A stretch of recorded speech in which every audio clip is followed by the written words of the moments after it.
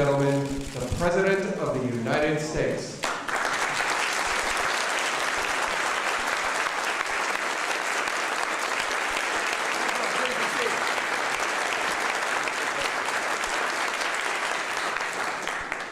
Well, glad you're here. America is a nation that leads the world in science and technology. Our innovative spirit is making possible incredible advances in medicine that can save lives and cure diseases. America is also a nation founded on the principle that all human life is sacred. And our conscience calls us to pursue the possibilities of science in a manner that respects human dignity and upholds our moral values. I appreciate the fact that we're joined by a lot of folks who share the deep desire to advance science and at the same time uphold our moral values. Appreciate the fact that Mike Levitt's here, Secretary of the Department of Health and Human Services. I want to thank the members of the United States Congress and Senate who joined us. Thank you for taking the time to be here on this important announcement today. I'm joined on stage by two good docs, really smart, capable people. Dr. Bill Holbrook, Professor of Stanford University Medical Center, Dr. Don Landry, Professor at Columbia University Department of Medicine, actually the chairman of the department.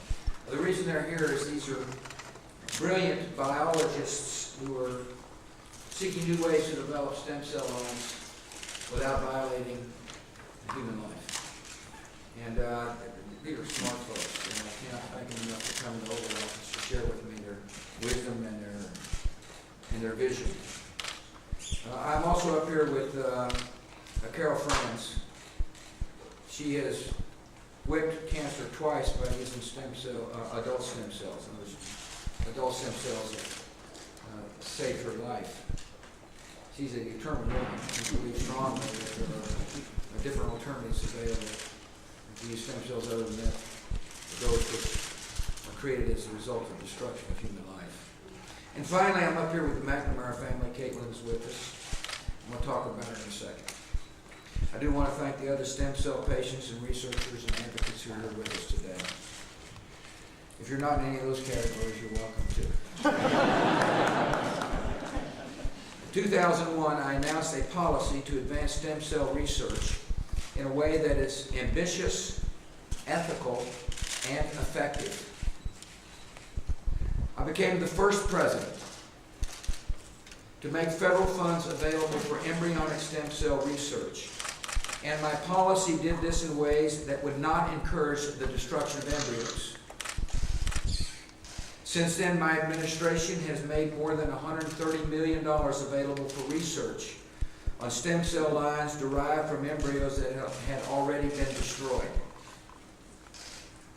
We provided more than $3 billion for research on all forms of stem cells, including those from adult and other non-embryonic sources.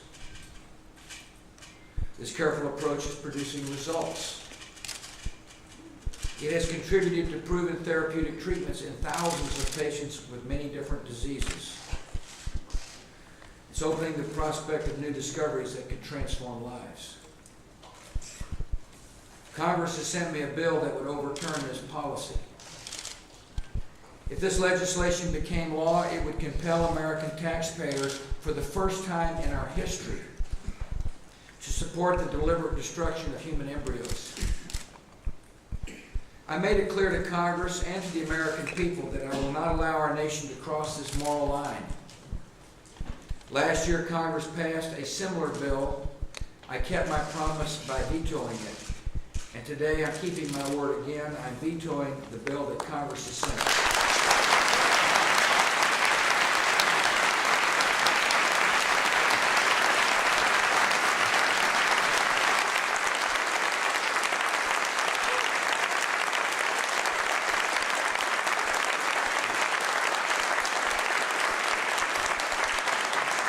Destroying human life in the hopes of saving human life is not ethical.